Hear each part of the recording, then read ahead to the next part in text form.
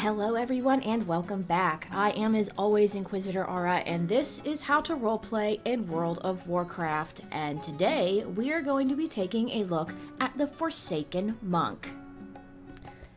Please note that these are just generally accepted guidelines to socially acceptable and lore-friendly roleplay in World of Warcraft. There is a niche for every type and style of roleplay out there. What I am telling you here are the generally accepted guidelines that will not get you ridiculed.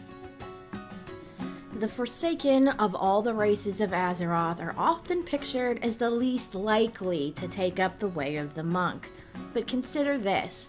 The Forsaken have had perhaps the most tumultuous existence of any race on Azeroth, and if anyone needs the balance provided by the teachings and tenets of the monk class, it is them.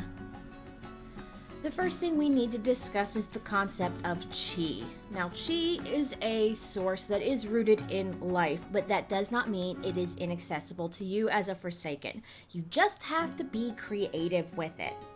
Maybe you or somebody you know has created a serum or a potion that is infused with chi that you are required to take at certain intervals.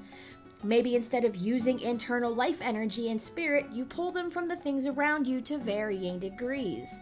Remember, the Force from the Star Wars universe is entirely external, and both Jedi and Sith use it to varying degrees. You can absolutely use this as a model for you and your use of chi. Remember that you are Forsaken, so you are probably not necessarily the happiest individual on the face of Azeroth. That being said, you could go very, very dark with the monk class.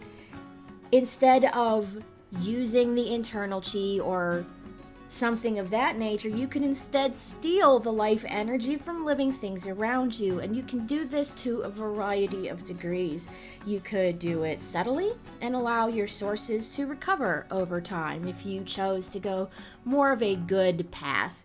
Or you could completely drain things, killing plants and critters around you. You could also feasibly use the force that animates you. After all, it is your life essence, and it is entirely within the realm of reason that you could learn how to manipulate it in the same way that the living use chi. The idea of chi is something that you should definitely play with, especially as a Forsaken monk, but keep in mind that you don't have to use chi at all if you don't want to. As a Forsaken, you have a plethora of unethical methods you could employ to substitute for chi. You could use body augmentation through serums designed to greatly enhance your strength and speed. You could steal body parts and trade up, as it were, along the lines of the female Forsaken joke. Of course they're real. They're not mine, but they're real. As a Forsaken, there is very little that isn't open to you. Your moral and ethic code is a little more flexible when it comes to certain things like this. You could go so far as to coat your bones in steel, or rip the flesh from your bones so that you're fighting with bare knuckles, nothing but bone. Imagine being hit with nothing but knuckles, with nothing else to soften the blow in between. That is all ideas. Those are all ideas you should absolutely play around with. Now, remembering that as a Forsaken, you are very much like the humans that you once were, or the elves. We'll let you play with that. As such, a lot of humans in Lordaeron belong to the Church of the Light, and they had monks. There were monks around before the Pandaren really began spreading out during the events of Mists of Pandaria. Now, while these wouldn't exactly be the same kind of monks as what left the Wandering Isle and Pandaria, they were still monks, and functionally they should still be the same. The Scarlet Crusade had monks as well. Maybe you were one of these before you died. Though it is entirely possible for you to be a Pandaren trained monk. The Pandaren teachings and tenets could be very attractive to some of the Forsaken. Remember that the transition from human to Forsaken is not easy for anybody. Coping with undeath is difficult, perhaps even more so if you were enslaved by Arthas, or the Lich King and have any memory of what you were forced to do in his service. As such, seeking the balance taught by the Pandaren way of the monk may be a way of coping with this fundamental change in your life or unlife as it is. And there are Forsaken out there who have found some semblance of balance and peace. You could also go completely 180 from that and become the antithesis to the monk, one who causes imbalance and disruption. Play with the idea of dark chi. This was initially supposed to be a mechanic that monks were going to have in Mists of Pandaria, but it was written out of the game. That being said, it's a concept that's fascinating. Dark chi, or potentially Sha-tainted chi, void-touched chi, fel-touched chi even, is an idea that you could investigate into, because where there is light, there must be dark. Where there is order, there must be chaos. Wielding dark chi alongside another monk who utilizes normal chi might make for a really interesting role-playing pair. And you also have to keep in mind that chaos and imbalance are driving forces in the universe. Without chaos, there is no change. There is no reason for life to evolve and become better. Life requires both order and chaos. Order is the form of life, the stability of function. Chaos is stress and unpredictability.